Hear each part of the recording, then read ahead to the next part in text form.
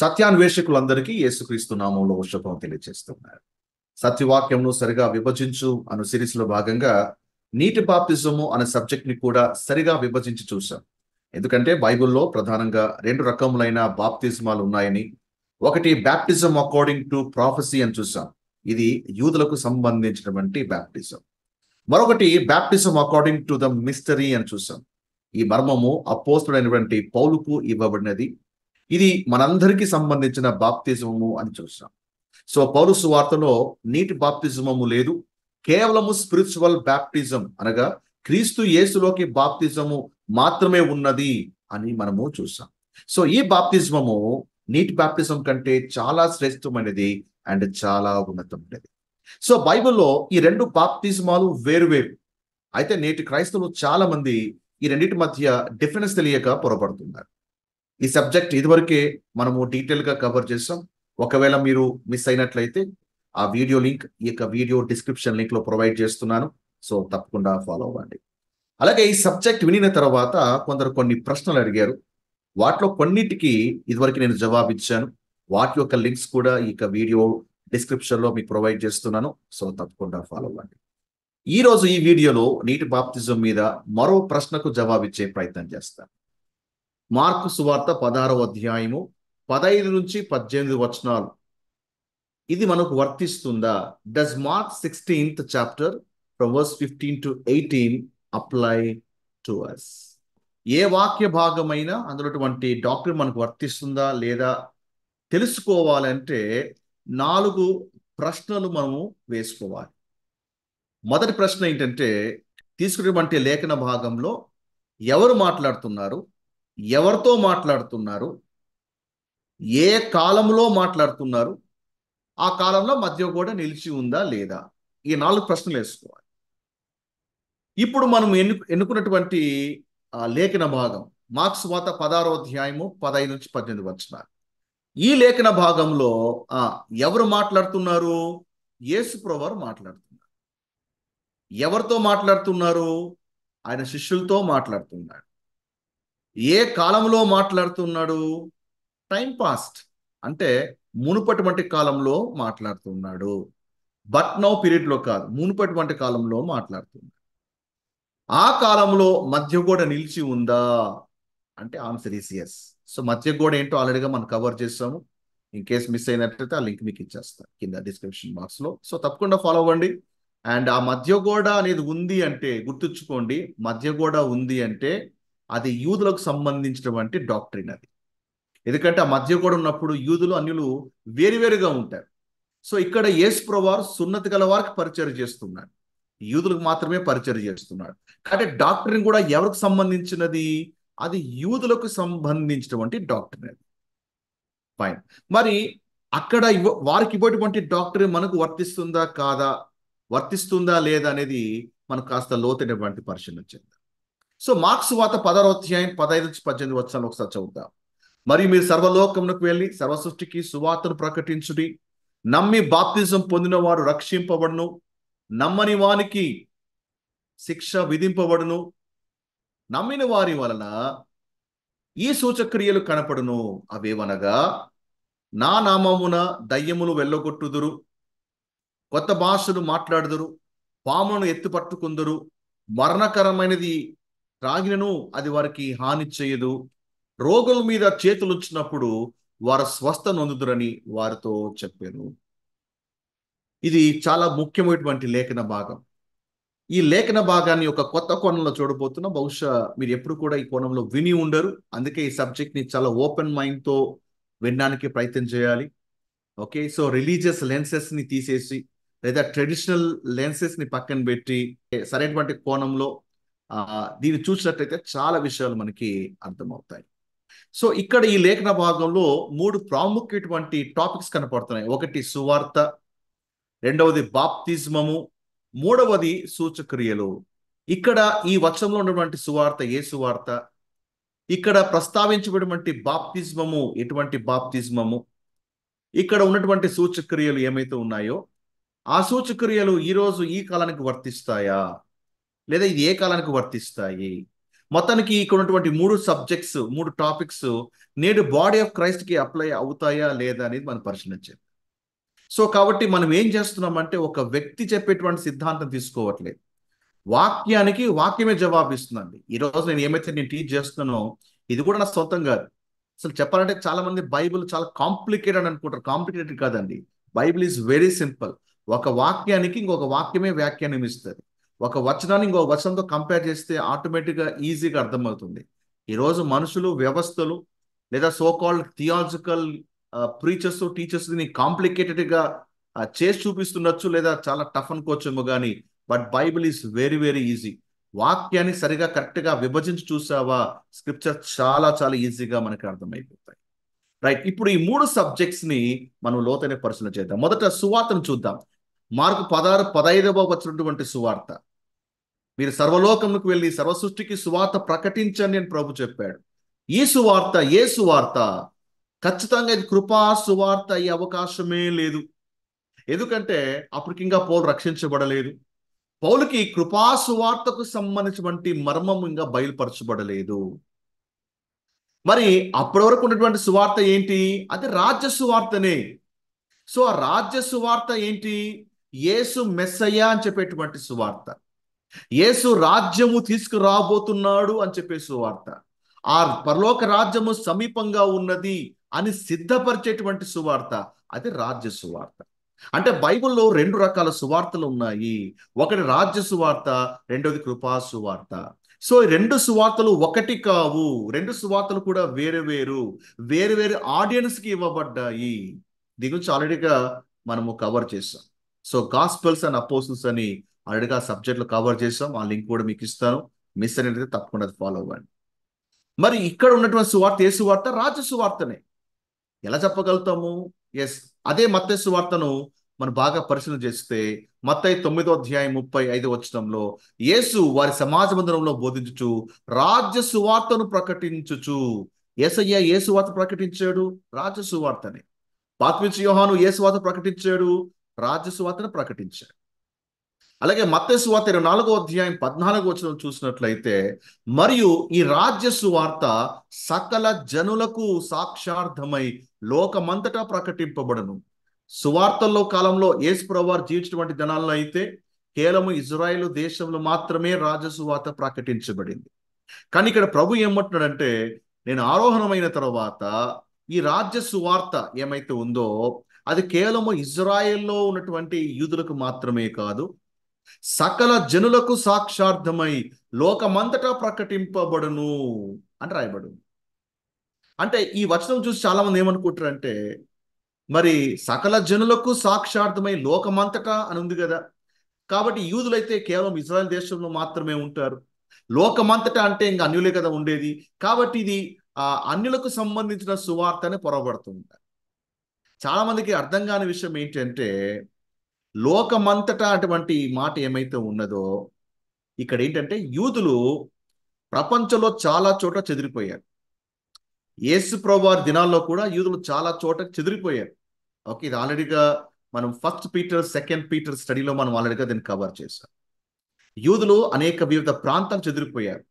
వాళ్ళు చెరగా వెళ్ళిపోయారు, వివిధ దేశాల్లో సెటిల్ అయిపోయారు. వివిధ ప్రాంతాల్లో ఉన్నప్పటికీ కూడా మరి యెరూషలేముకి మరి పస్కా పండుగ దినమున ప్రతి ఏటా కూడా వాళ్ళు యెరూషలేముకి వచ్చి వాళ్ళు పండుగను ఆచరించేవారు. సో కాబట్టి వీళ్ళంతా కూడా వివిధ దేశాల నుంచి వాళ్ళు యెరూషలేముకి వస్తున్నారు. అంటే వివిధ దేశాలు సెటిల్ అయిపోయారు వీళ్ళంతా కూడా.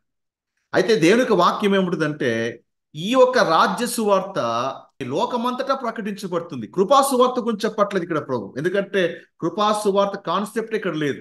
మరి ఇంకా టైం పాస్ లోనే ఉన్నాం. రైట్, మనం ఏం చేస్తున్నామంటే యూదుల కోణంలో స్క్రిప్చర్ చూడబోతున్నాం. రాజ్య సువార్త సకల జనులకు, అంటే రాజ్య సువార్త కేవలం యూదులకే కదా. ప్రభు చెప్పాడు, ఇజ్రాయెల్ ఇంటి వారై నశించేటువంటి గొర్రెల వద్దకే మీరు వెళ్ళండి, అన్యుల మార్గంలో మీరు వెళ్ళకండి, అన్యుల వద్దకు మీరు వెళ్ళకండి. So Kingdom gospel is only for the juice. మరి ఈ రాజ్య సువార్త లోకమంతటా ప్రకటించబడుతుందని అర్థం ఏంటి? లోకంలో చెదిరి ఉన్నటువంటి యూదులకు ప్రకటించబడుతుంది. దాంట్లో భాగంగానే ఎస్ అన్యులకు కూడా ప్రకటించబడుతుంది. బట్ ప్రైమరీ ఏంటంటే యూదులకి ప్రకటించబడుతుంది. మరి లోకమంతటా కూడా రాజ్య సువార్త ప్రకటించబడతా ఉందా అంటే యాజ్ ఆఫ్ నో ప్రకటించబడట్లేదు. ఎందుకు? అపోస్తలకార్యం 7వ అధ్యాయంలో స్టెఫెన్ని రాళ్లతో కొట్టి చంపిన తర్వాత ఏమైంది? కింగ్డమ్ ప్రోగ్రామ్ సస్పెండ్ అయింది. ఆల్రెడీగా కవర్ చేసాం. రాజ్య సువార్త, రాజ్య ప్రోగ్రామ్ అనేది ఆగిపోయింది. వెంటనే కృపా ప్రోగ్రామ్ అనేది స్టార్ట్ అయింది. So right now kingdom programme అనేది లేదు.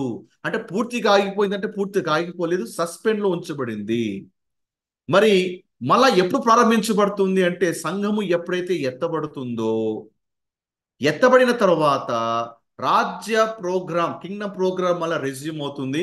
అందులో భాగంగా రాజ్య సువార్త మరలా ప్రకటించబడుతుంది. ఎప్పుడు? అది శ్రమల కాలములో. సో శ్రమల కాలంలో ప్రకటించబడే సువార్త ఏ సువార్త అంటే అది రాజ్య సువార్త, కృపా సువార్త గాని. సంఘం ఎత్తబడిన తర్వాత ఇక కృప ద్వారా రక్షణ అటువంటి సువార్త ప్రకటించబడదు. విశ్వాసము ద్వారా కృపచేత రక్షణ ఇది ప్రకటించబడదు. ఇన్ఫాక్ట్ కృపా సువార్త ప్రకటించడానికి ఏమండి ఆ సువార్త కింద ఉన్నటువంటి వాళ్ళు ఉంటేగా ఆ ప్రకటించే వాళ్ళకు సైతం కూడా ఎత్తబడతారు. Okay, so there'll be no more grace gospel. ఇక ఉన్న గాస్పెల్ ఏంటిది? రాజ్య సువార్తని.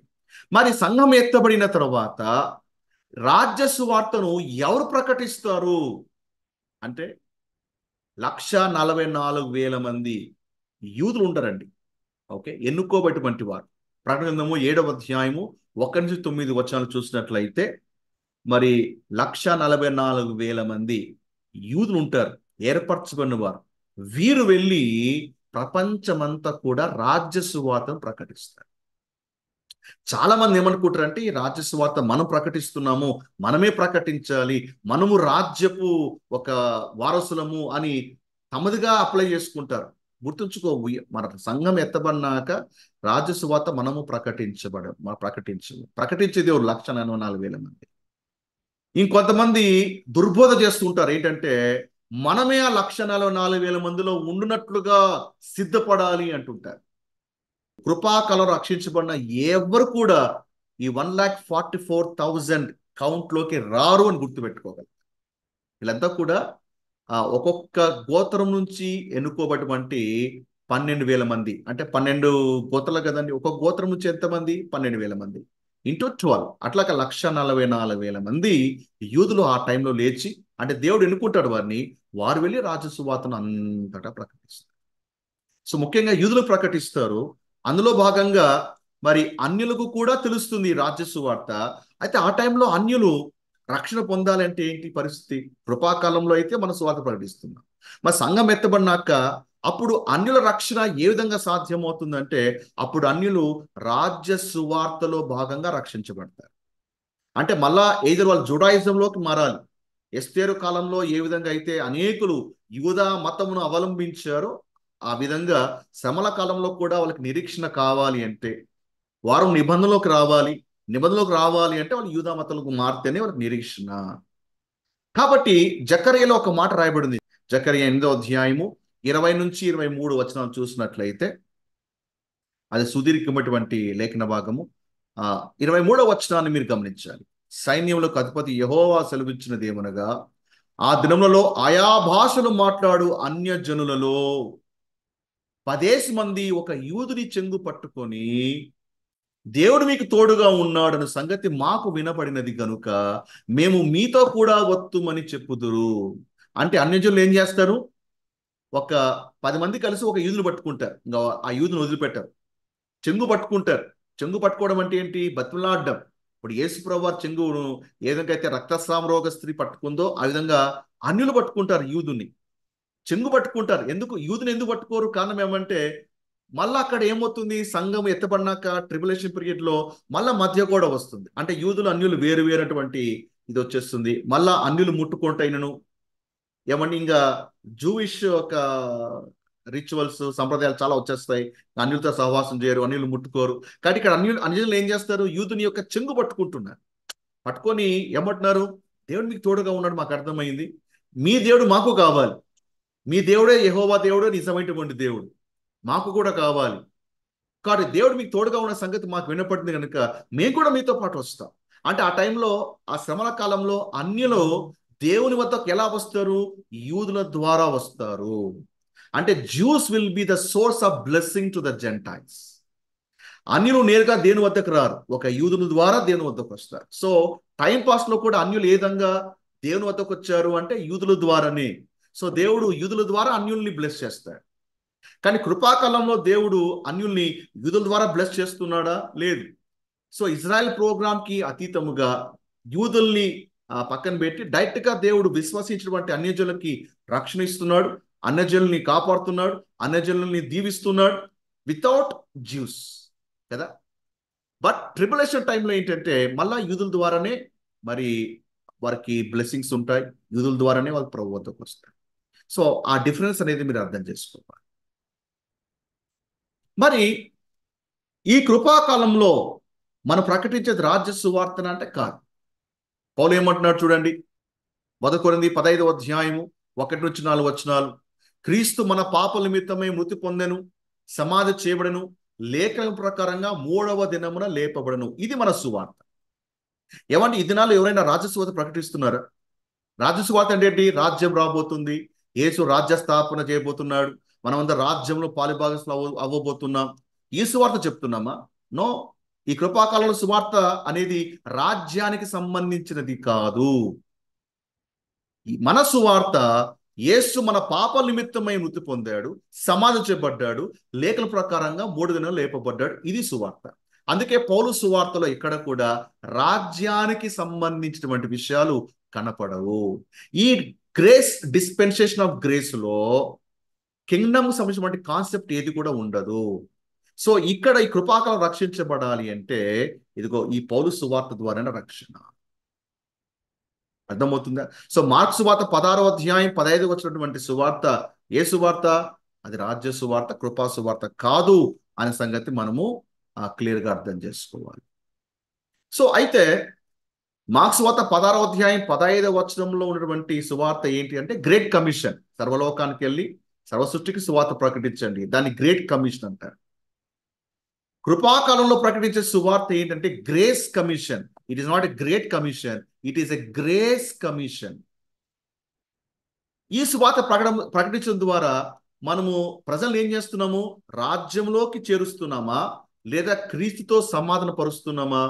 దేవునితో సమాధాన పరుస్తున్నాం. అర్థమవుతుందా? సో మానవుని దేవునితో మనం ఐక్యం చేస్తున్నాం. అందుకే పౌలుంటాడు, ఈ సమాధాన పరిచర్యను దేవుడు మాకు అప్పగించెను. We're reconciling people to God. We're not preaching about the kingdom, but we're reconciling people to God. So కాబట్టి ఇక్కడ మార్క్స్ సువార్త 16వ అధ్యాయం 15లో ఉన్నది రాజ్య సువార్త మాత్రమే, కృపా సువార్త కాదు అనేది క్లియర్ గా అర్థమవుతుంది. అయితే ఇంకొక డౌట్ రావచ్చు, మరి మార్క్స్ సువార్త 16వ అధ్యాయంలో ఉన్నటువంటి సువార్త రాజ్య సువార్త, అది కేవలము యూదులకు మాత్రమే ప్రకటించబడిన సువార్త, అన్యుల కోసము కాదు. యేసు ప్రభువు తన శిష్యులతో మాట్లాడుతూ ఇది ప్రకటించండి అని చెప్పినప్పుడు అన్యుల వద్దకు వెళ్ళమని చెప్పాడా అంటే లేదు. ఎందుకంటే అప్పటికి ఇంకా శిష్యులకి అన్యుల వద్దకు వెళ్ళమని స్పష్టమైన సూచనలు ఎవరికి ఇవ్వబడలేదు. ఆ తర్వాత అపోస్తల కార్యంలో పేతురుకు దర్శనం వస్తుంది. ఆ దర్శనము ద్వారా పేతురు తెలుసుకుంటాడు, ఓకే దేవుడు నన్ను మరి కొర్నేలి వద్దకు వెళ్ళమంటున్నాడు అని. మరి కొర్నేలి అప్పటి వరకు పేతురు కూడా ఇష్టపడాడు కొర్నేలి వద్దకు వెళ్ళడానికి. మరి అలాంటిది శిష్యులు వెళ్ళి అన్యుల వద్దకు వెళ్ళి రండి అని వాళ్ళకి సువార్త ప్రకటించి ఉంటారా అంటే ఆన్సర్ ఇస్తుంది. అయితే మీకు ఒక డౌట్ రావచ్చు, మరి శిష్యులందరూ కూడా ఈ రాజ్య సువార్తను యూదులకే ప్రకటించారు అన్న మాట వాస్తవం అయితే, యేసు ప్రభువారి శిష్యుల్లో ఒకడైనటువంటి తోమా మన భారతదేశానికి వచ్చాడు కదా. ఎందుకంటే భారతదేశానికి వచ్చాడు? భారతదేశానికి వచ్చాడు, ఆయన తమ్ముళ్ళలో పరిచయం చేశాడు కదా, ఆయన అనేక చోట్ల సువార్త ప్రకటించాడు కదా. మరి అన్యుల వద్దకు వచ్చి, ఇది భారతదేశం అన్యుల దేశం కదా, ఎందుకు అన్య దేశమైనటువంటి భారతదేశానికి వచ్చి సువార్త సేవ చేశాడు? మన ఆయన యూదులకే సేవ చేయడు కదా, ఇండియాకి ఎందుకు వచ్చినట్టు అనేది చాలా మందికి సహజంగా వచ్చేటువంటి ప్రశ్న. బహుశా ఈ డౌట్ మీలో కూడా ఉండొచ్చు, బట్ ఈ యొక్క ఆన్సర్ని చాలా జాగ్రత్తగా వినాలి. తోమా ఎందుకు ఇండియాకు వచ్చాడు? కారణం ఏమంటే అప్పటికే భారతదేశంలో యూదులు ఉన్నారని చాలా మంది అనుకుంటారు. మరి భారతదేశానికి క్రైస్తవ్యము బ్రిటిష్ కాలం నుంచి వచ్చింది, బ్రిటిష్ పాలకుల నుంచి వచ్చింది అని. కాదండి. అంతకు ముందే మొదటి శతాబ్దంలోనే మన భారతదేశంలో యూదులు ఉన్నారు. ఓకే, సో కొన్ని సోర్సెస్ మీకు డిస్ప్లే చేస్తాను, వాటి బాగా పరిశీలన చేయండి, మీరు కూడా ఎక్స్ప్లోర్ చేయండి. వికీపీడియాలో మీరు చూసినట్లయితే the Cochin Jews are known to have existed in Kerala in the first century AD. చెప్పండి, మొదటి శతాబ్దంలో యూదులు ఉన్నారా, కేరళలో ఉన్నారా? Answer is yes. సో యేసు ప్రభు వచ్చినటువంటి గ్రేట్ కమిషన్ వారికి ఏంటి? సర్వలోకానికి వెళ్ళి సర్వసృష్టికి, సర్వసృష్టి అంటే ఏంటి అక్కడ? యూదులు. సర్వలోకంలో ఉన్నటువంటి యూదుల వద్దకు వెళ్ళి సువార్త ప్రకటించండి, రాజ్యం ఇవ్వబోతున్నాను అని. కాబట్టి ఆల్రెడీగా వాళ్ళు అవకాశం మిస్ చేసుకున్నారు. ఇప్పుడు దేవుడు వాళ్ళకి 1 year ఎక్స్టెన్షన్ పీరియడ్ ఇచ్చారు కదా. ఆ 1 year ఎక్స్టెన్షన్ పీరియడ్ లో ఆ ఇజ్రాయెల్ దేశంలోని యూదులు మాత్రమే కాదు, ప్రపంచంలో చెందిన యూదులు కూడా అవకాశం ఉపయోగించుకోవాలనే ఉద్దేశంతో ప్రభు చెప్తున్నాడు, మీరు వెళ్ళండి, అనేక దేశాలకు వెళ్ళండి, సర్వలోకానికి వెళ్ళండి అని. అందులో భాగంగానే తోమా ఏం చేస్తాడంటే ఇండియాకు వచ్చాడు. ఎందుకంటే ఇండియాలో కూడా అప్పటికే యూదులు ఉన్నారు. ఆ యూదులకు పరిచయం చేశాడు. వీలైనట్టయితే ఆ కేరళ టూరిజం వెబ్సైట్లోకి వెళ్ళండి. అక్కడ వెబ్సైట్లో కూడా చాలా క్లియర్గా ఆ తోమా ఎందుకు ఇండియాకు వచ్చాడో, ఏమి ఉద్దేశంతో వచ్చాడో అక్కడ క్లియర్గా రాశారు. అక్కడ మైగ్రేషన్ ఆఫ్ జ్యూస్ గురించి ఒక చిన్న ఆర్టికల్ కూడా రాశారు. అదేంటిదంటే రోమియోలు యెరూషలేము ఆలయాన్ని ధ్వంసం చేసినప్పుడు అక్కడ యూదులంతా కూడా ఆ సందర్భంలో చెల్లాచెదరైపోతారు. అప్పుడు juice migrated to Kerala.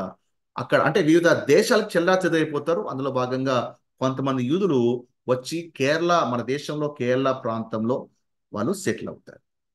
So అక్కడ ఉన్నటువంటి యూదులకి ఆ మరి తోమా పరిచయం చేయడానికి వచ్చారు. సో యూదులకు పరిచయం చేస్తూ అటు విధంగా అన్యులు కూడా రక్షించబడ్డారు. ఇప్పుడు పేతురు యూదులకు పరిచయం చేస్తూ కొర్నేలిని ఏ విధంగా అయితే ప్రభువులో నడిపించాడో, ఆ విధంగా తోమా మొదట యూదులకే పరిచయం చేస్తూ ఆ తర్వాత అన్యులు కూడా పరిచయం చేశారు. ఆ విధంగా క్రైస్తవ్యం అనేది మన భారతదేశంలో మొదలైంది. అర్థమైందా? Okay, so hope your doubt is clear. Right, సువార్త మీద క్లారిటీ వచ్చింది. మార్కు 16-15లో ఉన్న సువార్త రాజ్య సువార్తనే, కృపా సువార్త కాదు అని అర్థమైంది. ఇప్పుడు రెండవది బాప్తిస్మం. నమ్మి బాప్తిజం పొందినవాడు రక్షించబడును. అంటే రాజ్య సువార్తలో నమ్మడం మాత్రమే కాదు, బాప్తిజం కూడా ఉండాలి. ఈ రెండు ఉంటేనే రక్షణ. ఇదే విషయం అపోస్తల కార్యం 2వ అధ్యాయం 36-38 వచనంలో పేతురు అదే చెప్పాడు. నమ్మండి, బాప్తిజం పొందండి, అప్పుడు మీకు రక్షణ అని. 8వ అధ్యాయం 37-38లో కూడా మనం అదే చూస్తున్నాం. సో కింగ్డమ్ ప్రోగ్రాంలో రక్షించబడాలి అంటే విశ్వాసం ఉండాలి. రెండవది నీటి బాప్తిజం కూడా పొందితేనే రక్షణ. ఒకవేళ ఏ యూదునైనా సరే నీటి బాప్తిజం పొందలేదు అంటే, మొదట నమ్మలేదు అంటే, ఇక్కడ నమ్మి అంటే ఏది నమ్మాలి? రాజ్య సువార్త నమ్మాలి. ఏసే మెస్సయ్య, ఏసే రాజ్య స్థాపన చేస్తున్నాడు అని నమ్మాలి మొదటిది.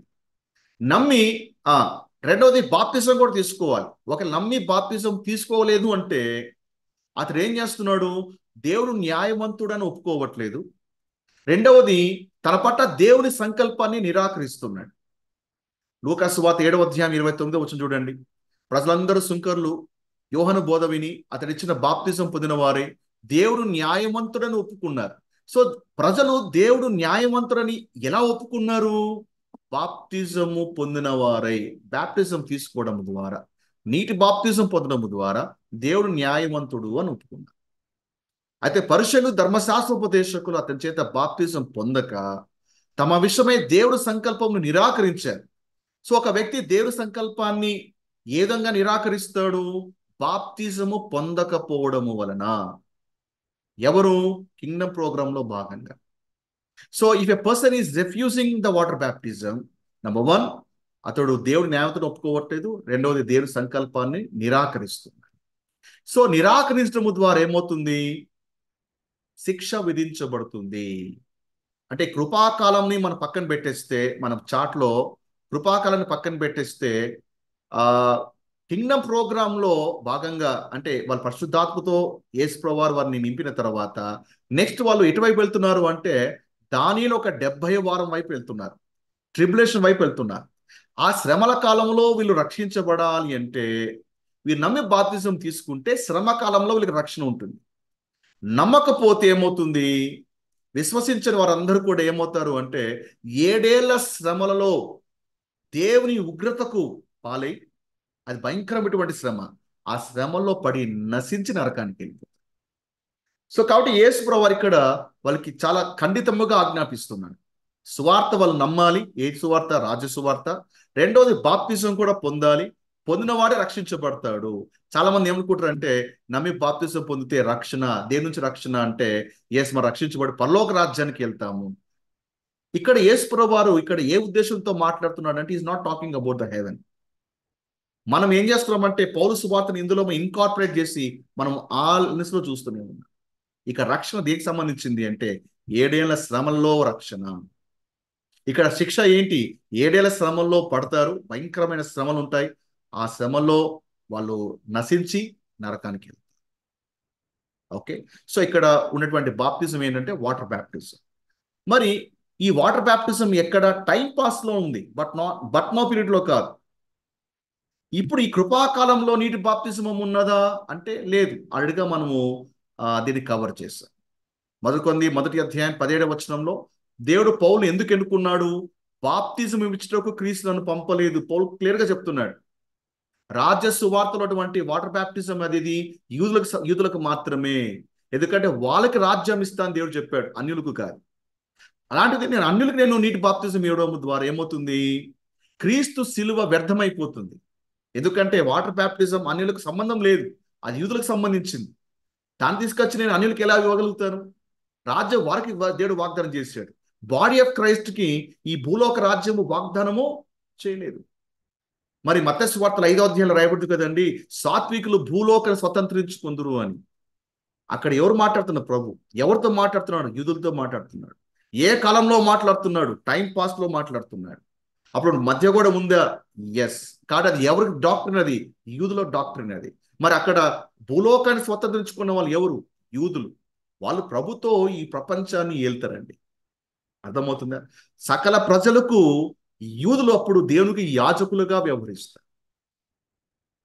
మరి అక్కడ యాజకులుగా ఉండాలంటే యూదులు బాప్తిజం తీసుకోవాలి. ఇది అన్యుల ప్రోగ్రాం కదా ఇక్కడ కృపాకాలంలో. అలాంటి అన్యులకు నేను నీటి బాప్తిజం ఎలా ఇస్తాను? ఎఫెసీ 4:5లో చూడండి, ప్రభు ఒక్కడే, విశ్వాసం ఒకటే, బాప్తిజం ఒకటే. కింగ్డమ్ ప్రోగ్రాంలో బహుళ బాప్తిజమాలు ఉన్నాయి, నానా విధములైన బాప్తిజమాలు ఉన్నాయి. కానీ ఈ డిస్పెన్సేషన్ ఆఫ్ గ్రేస్ పీరియడ్ లో, ఈ కృపాకాలంలో ఒకటే బాప్తిజమం ఉన్నది. అదే బాప్తిజమము యేసులోనికి బాప్తిజం. Is a spiritual baptism. ఈ తప్ప ఇంకొక బాప్తిజం అనేది లేదు అనే విషయాన్ని మనం అర్థం చేసుకోవాలి. రోమా 6వ అధ్యాయం 3వ వచనం చూడండి, క్రీస్తు యేసులోకి బాప్తిజం.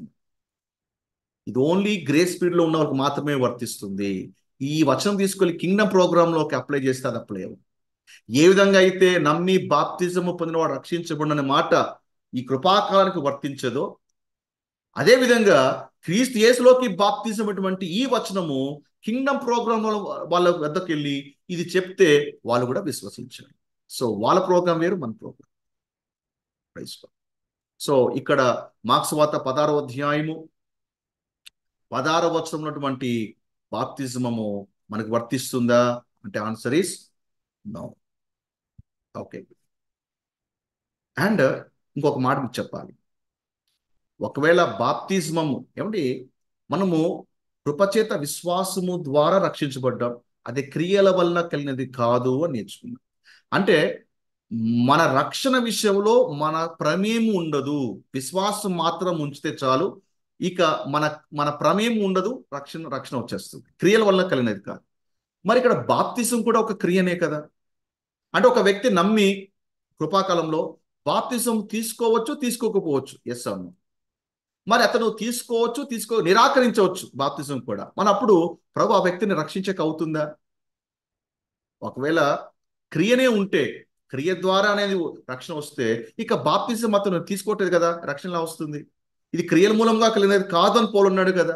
మరి ఇక్కడేమో అతను బాప్తిజం తీసుకోవట్లేదు. అది కంప్లీట్ అయితే, ఆ బాప్తిజం కంప్లీట్ అయితే కానీ ప్రభు రక్షణ ఇవ్వలేదు. సి కాబట్టి వచనాన్ని మనం రైట్ పర్స్పెక్టివ్ లో మనం చూడాలి.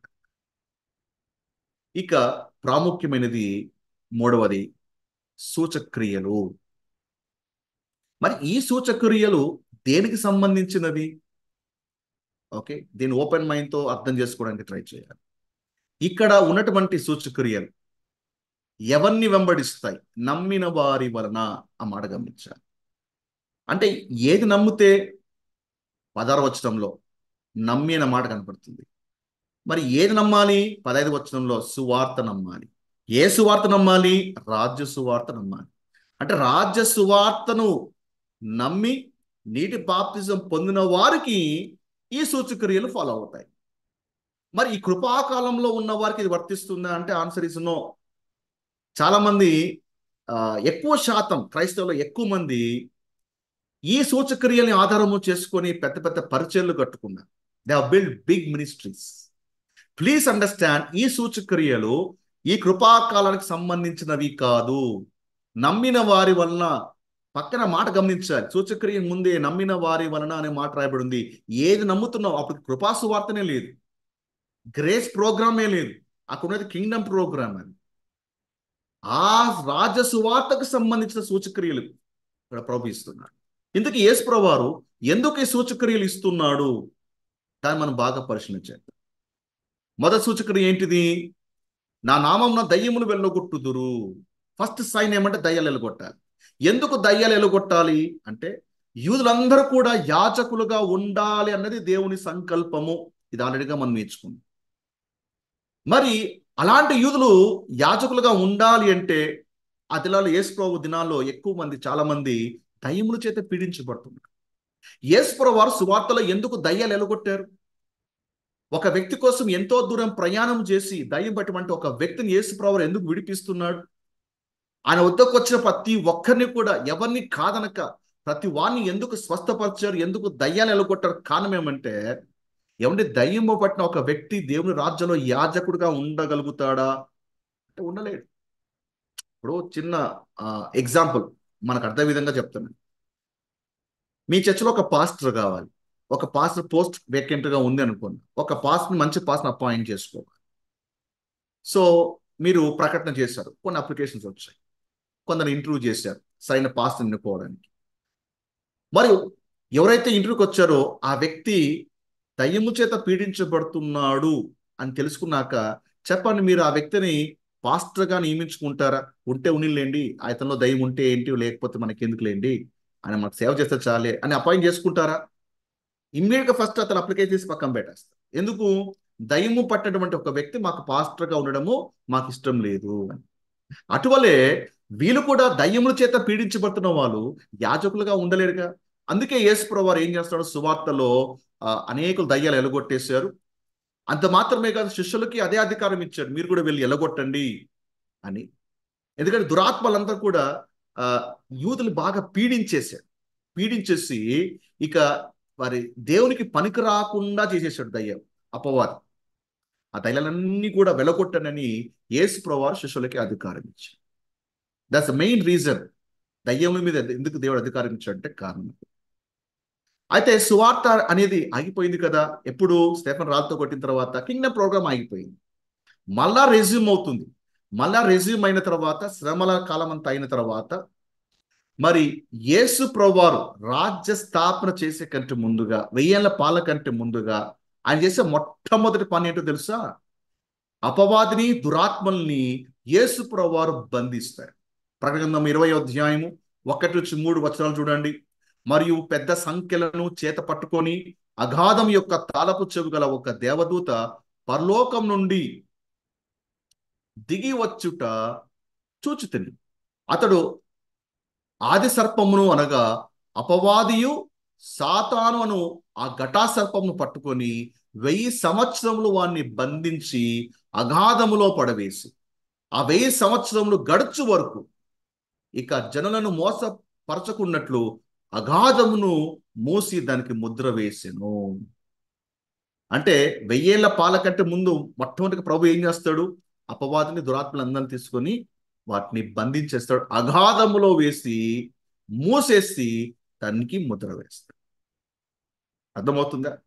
సో ఇదంతా కూడా ఏంటి? యేసు ప్రభువు తన శిష్యులతో మాట్లాడుతున్నప్పుడు అప్పుడు గ్రేస్ ప్రోగ్రామ్ అనేటువంటి రెవల్యూషన్ శిష్యులకు లేదు కదా. కాబట్టి ఆ షెడ్యూల్ ప్రకారంగా వాళ్ళు 7 ఏళ్ల శ్రమ గుండా వెళ్ళాలి, తర్వాత మిలీనియం రూల్ గుండా వెళ్ళాలి. కాబట్టి ఈ లోపల వీళ్ళు ఏం చేయాలి? అనేక దయ్యాలను కొట్టి ప్రజలు సిద్ధం చేయాలి. యాజకులుగా ఉండడానికి ప్రజలు సిద్ధం చేయాలి. అందులో భాగంగా ఒకవేళ దయ్యం పడితే ఆ దయ్యం నిలబడు. అందుకే దేవుడు ఏం చేస్తున్నాడంటే ఆ సూచక్రియ.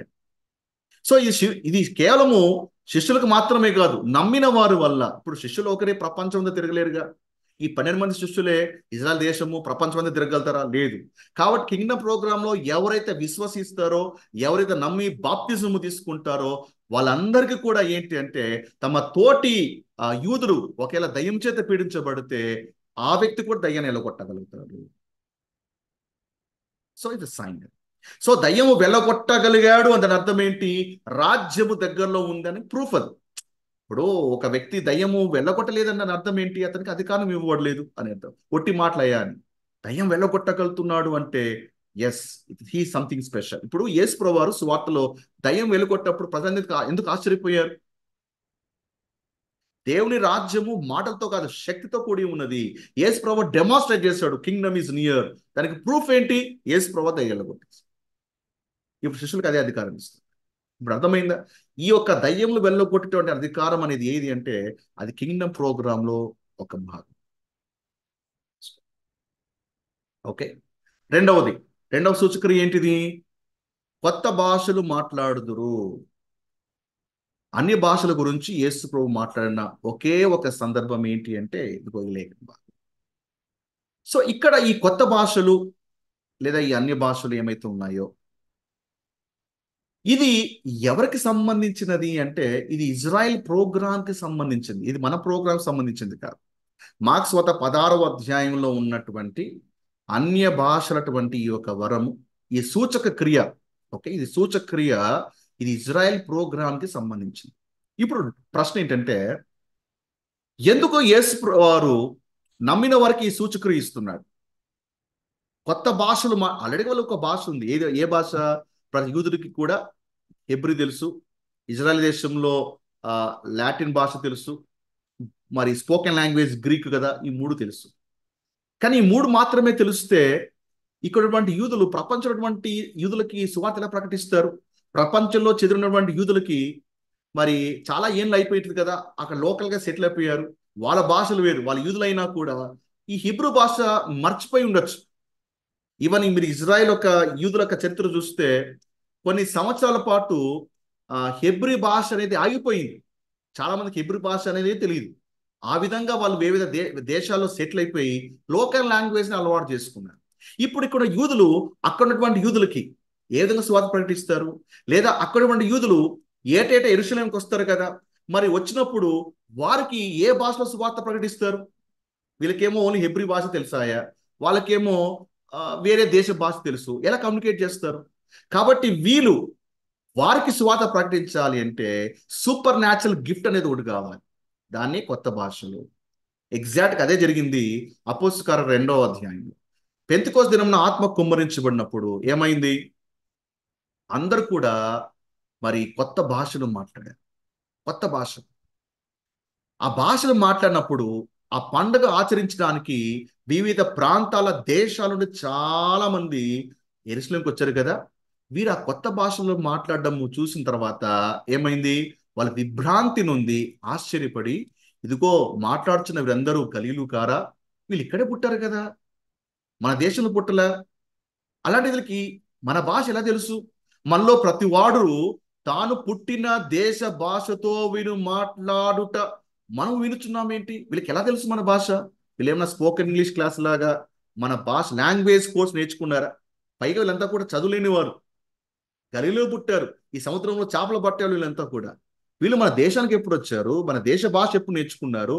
పోనీ ఒక మనిషి 1, 2 భాషలు నేర్చుకోవచ్చు, లేదా 3, 4 భాషలు నేర్చుకోవచ్చు. కానీ అక్కడ చాలా ప్రాంతాల నుంచి వచ్చారు, ప్రతి వాడు తాను పుట్టిన దేశ భాషతో వీరు మాట్లాడుతున్నారు. ఇదేంటిది? ఆశ్చర్యం. పార్థీయులు, మాదీయులు, ఎలామీయులు, మెసపతోమియా, యూదయ, కపదోకియా, పొంతు, ఆసియా, ఫ్రుగ్రియా, పంపులియా, ఐగుప్తు అన్న దేశములందరి వారు, కురేను దగ్గర లిబియా ప్రాంతాలందు కాపురం ఉన్నవారు, రోమా నుండి పరవాసులుగా వచ్చిన వారు. చూడండి, ఈ ప్రాంతాలన్నీ కూడా ఇజ్రాయెల్ దేశంలో ఉన్నాయనుకుంటారా? కాదు. ఇజ్రాయెల్ దేశం వెలుపల ఉన్నటువంటి సుదూరమైనటువంటి ప్రాంతాలు, దేశాలు ఇవన్నీ అక్కడి నుంచి వచ్చారు. ఎవరు? యూదులు, అన్యులు కాదు. పెంతెకోస్తు దినం ఆచరించడానికి వచ్చినప్పుడు అక్కడ ఉన్న వాళ్ళు ఎవరు? యూదులు, యూద మత ప్రవిష్టులు, అన్యులు గారు. చాలా మంది ఏమంటారు అంటే పెంతెకోస్తు దినమున ఆత్మ కొమ్మునిచ్చినప్పుడు అక్కడ అన్యులు కూడా ఉన్నారు అని బైబిల్లో రాయబడి ఉందా? చెక్ చేయండి ఒకసారి బైబిల్లో. పస్కా పండుగను ఆచరించడానికి వచ్చిన వాళ్ళు ఎవరు? యూదులు, యూద మత ప్రవిష్టులు. మత ప్రవిష్టులు అంటే ఎవరు? యూద మతంలోకి మారిన వాళ్ళు. అన్యులు ఎందుకు వస్తారండి పస్కా పండుగ ఆచరించడానికి? ఏమండి, వాళ్ళకి సంబంధం లేదు ఆ పండుగ. సో అక్కడ వచ్చిన యూదులు ఆశ్చర్యపోతున్నారు, మనలో ప్రతి వాడు తను పుట్టిన దేశ భాషలో వీరు మాట్లాడుతున్నారు ఏంటి అని. ఆ క్రేతీయులు, అరబీలు మొదలైన మనమందరము వీరు మన భాషలతో దేవుని గొప్ప కార్యాలు వివరించుట వినుచున్నాము. మరి వీరికి మన భాష తెలియకపోయినా మన భాషలో వీళ్ళు దేవుని కార్యాన్ని ఎక్స్ప్లెయిన్ చేస్తున్నారు. అంటే ఇక్కడ ప్రకటన జరుగుతూ ఉంది, వీళ్ళేమో కొత్త భాషలు మాట్లాడుతున్నారు. అది ఎలా జరిగింది? It's a sign. అంటే ఇది ఒక సూచక్రియ. ఈ సూచక్రియ ద్వారా అక్కడిటువంటి యూదులందరూ కూడా ఆశ్చర్యపోయి విశ్వాసం వచ్చారు. ఆ పెంతెకోస్తు దినం వాళ్ళు ఆశ్చర్యపోయే పేతురు ప్రసంగం చేసినప్పుడు చాలా మంది వచ్చి, సహోదరులారా ఇప్పుడు మేము ఏం చేయాలి అంటే, అప్పుడు పేతురు వాళ్ళకి ఇన్స్ట్రక్షన్స్ ఇస్తారు. అంటే లోకల్గా ఉన్నటువంటి యూదులు పరాయి దేశం నుంచి వచ్చినటువంటి యూదులకి ఏ విధముగా కమ్యూనికేట్ చేశారు సువార్తని? ఈ కొత్త భాషలు మాట్లాడడం ద్వారా. అందుకే ఆ సూచన ఇవ్వబడింది. ఈ డిస్పెన్సేషన్ ఆఫ్ గ్రేస్ లో అది లేదు. This sign is not available for us. Okay, so holy spirit వంటి టాపిక్ లో మనం డీటెయిల్ గా దీన్ని కవర్ చేద్దాం. సో మన సబ్జెక్ట్ ఇది కాదు కాబట్టి, బట్ కాంటెక్స్ట్ మీరు అర్థం చేసుకుంటే చాలా విషయాలు మీకు క్లారిటీ వస్తుంది. సో ఇక్కడ ఇక్కడ శిష్యులు మాట్లాడేటువంటి కొత్త భాషలు ఏంటంటే, ఈరోజు సంఘాల్లో మాట్లాడేటువంటి అన్ని భాషలు కాదండి. ఆ భాషలు కాదు, ఈ భాష కొత్త భాష. Why? To communicate, to preach, సువార్త ప్రకటించడానికి, దేవుని సువార్తను వివరించడానికి ఆ గిఫ్ట్ అనేది. మూడవ సైన్ చూద్దామా? మూడవది, పాములను ఎత్తి పట్టుకుందురు. ఎందుకంటే పాములు ఎత్తి పట్టుకోవాలి అంటే, పాములు అంటే చాలా ఇష్టమా వీళ్ళకి? కాన్సెప్ట్ ఎందుకు వచ్చింది పాము ఇది? ఈ గిఫ్ట్ ఎందుకు? కారణం ఏమంటే, ఆత్మ కుమరించబడినాక వాళ్ళు 7 ఏళ్ల శ్రమ గుండా వెళ్తారు. 7 ఏళ్ల శ్రమల కాలములో the Animal Kingdom will turn against man kind. చూడండి ప్రకటన 6వ అధ్యాయము 8వ వచనం చూసినట్లయితే, అప్పుడు నేను చూడగా ఇదిగో పాండు వర్ణం గల ఒక గుర్రము కనపడెను, దాని మీద కూర్చున్న వాని పేరు మృత్యువు, పాతాళ లోకము వాని వెంబడించెను. ఖడ్గం వలన, కరువు వలన, మరణం వలనను, భూ భూమిలో నుండి క్రూర మృగముల వలను, భూనివాసులను చంపుటకు భూమి యొక్క 4వ భాగము పైన అధికారము వానికి ఇవ్వబడెను. భూముల నుండి క్రూర మృగము. So Animal. సో క్రూర మృగం అంటే కేవలము పెద్ద సింహాలు లేకపోతే టైగర్స్ అవి మాత్రమే కాదు, ఈవెన్ స్నేక్స్ కూడా. ఎక్కువగా స్నేక్స్ అనేది ప్రపంచంలో అనేక దేశాల్లో కూడా ఉంటాయి. అంటే ఈవెన్ సిటీస్ అండ్ టౌన్స్ లో కూడా కనిపించేటి ఏంటివి అంటే ఇదిగో స్నేక్సే. సో వాటి వల్ల కూడా మానవులకి ప్రమాదం అనేది ఉంది. అయితే ఆ శ్రమల కాలంలో ఇవి మనుషుల మీద దాడి చేసినప్పుడు తప్పించబడాలి కదా. ఇక్కడ ప్రభు ఏమని అభయం ఇస్తున్నాడు అంటే, 7 ఏళ్ల శ్రమలో ఎవరు రక్షించబడతాడు అంటే, ఎవరైతే నన్ను నమ్మి బాప్తిసం తీసుకుని అంది విశ్వాసం ఉంచుతారో అలాంటి వారిని ఈ ఎనిమల్స్ ఏమైతే ఉన్నాయో, జంతువులు ఏమైతే ఉన్నాయో, పాములు ఏమైతే ఉన్నాయో, ఏవి కూడా వీరిని హాని చేయవు కదా, ఎత్తి పట్టుకుంటారు.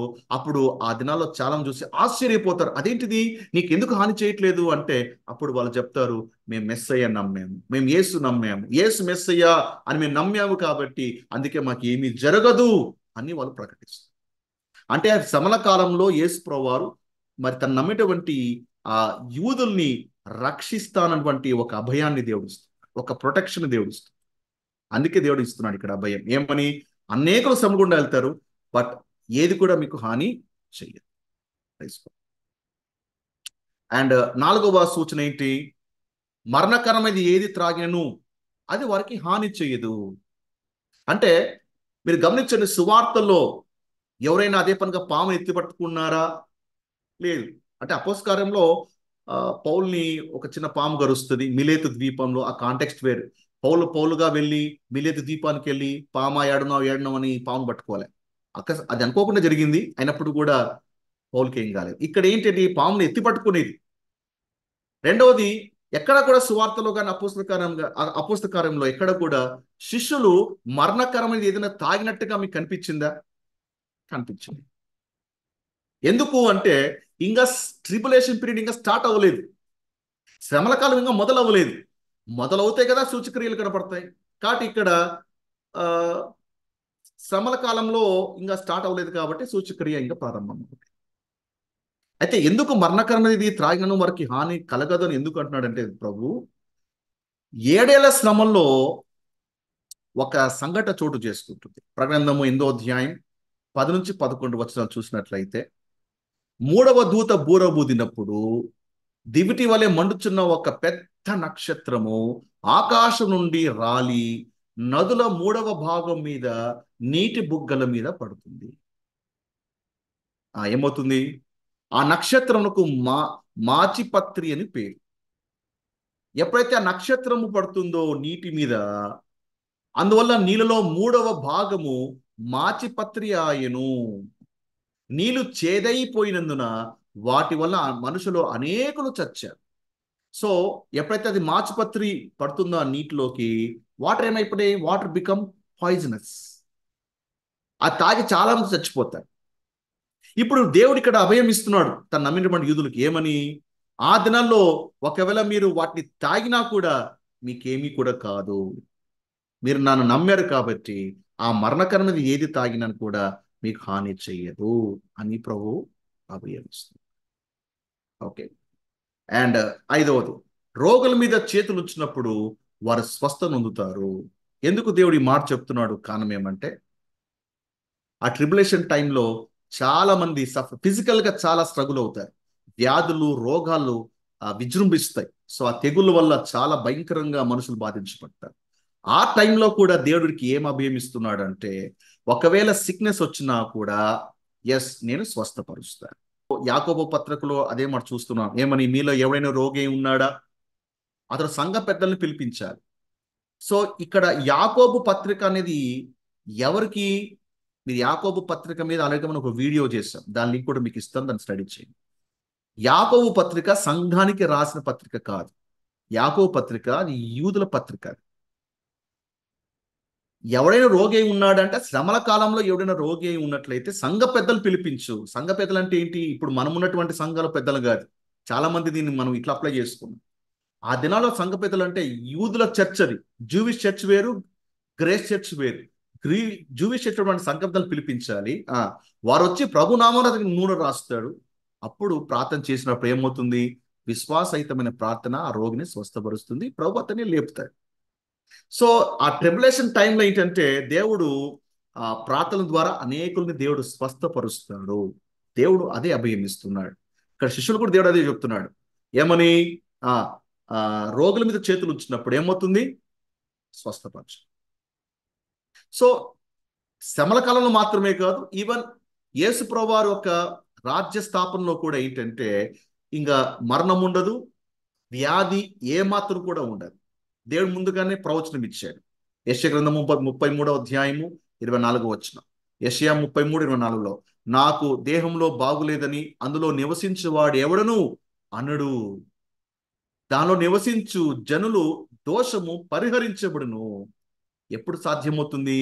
యేసయ్య రాజ్య స్థాపనలో. యేసయ్య మెస్సయ్యగా పరిపాలన చేస్తున్నాడా? ఆయన పరిపాలనలో ఎవడు కూడా నా దేహంలో రోగం ఉన్నది అన్న మాట ఎవ్వరూ మాట్లాడరు. ఇర్మియా 30వ అధ్యాయం 17వ వచనంలో కూడా, ఎవరు లక్ష్య పెట్టని సియోననియు వెలివేయబడినని నీకు పేరు పెట్టుచున్నారు, అయితే నేను నీకు ఆరోగ్యము కలగజేస్తాను, మీ గాయములు మాన్పెదను, ఇదే యెహోవా. సో ఈ వచనాలన్నీ కూడా ఏంటంటే 1000 ఏళ్ల రాజ్య పాలనలో దేవుడు యూదులకు ఇచ్చేటువంటి ఒక ప్రామిస్. ఓకే. సో చెప్పండి, ఈ సూచక్రియలన్నీ కూడా ఏ సువార్తల భాగము? కృపా సువార్తల భాగంగా లేదా రాజ్య సువార్తల భాగమా? రాజ్య సువార్తల భాగం. చాలా మంది ఇప్పటికి కూడా ఈ స్క్రిప్చర్ ని మనకని అప్లై చేస్తూ ఉంటారు. నమ్మి బాప్తిజం పొందాలి, అప్పుడే నీకు రక్షణ, నమ్మని వానికి శిక్ష అని చెప్తున్నారు. మరి కింద సూచక్రియలు గమనించండి ఒకసారి. దయ్యాలు వెళ్ళగొడుతున్నారా? ఎస్ ఎస్ అండి, చాలా దయ్యాలు వెళ్ళగొడుతున్నారు, బాగానే ఉంది. కొత్త భాషలు మాట్లాడుతున్నారా? ఎస్ అండి, కొంతమంది చాలా మంది అన్ని భాషలు మాట్లాడుతున్నారు. It's a sign, very good. Next మూడవ సూచన చూడండి, పాములు ఎత్తి పట్టుకొందురు. మరి ఈరోజు చాలా మంది పాములు పట్టుకుంటున్నారా? ఆ? ఈరోజు ఒక పాము తీసుకొచ్చి ఆ చేతిలో పెడితే ఒప్పుకుంటారా? పామునగానే ఒక ఒక 10 కిలోమీటర్ల ముందు పరిగెత్తారు. ఎందుకు? నువ్వు నమ్మినట్లయితే పాము ఎత్తి పట్టుకోవాలి కదా, ఎందుకు పట్టుకోవట్లేదు నువ్వు?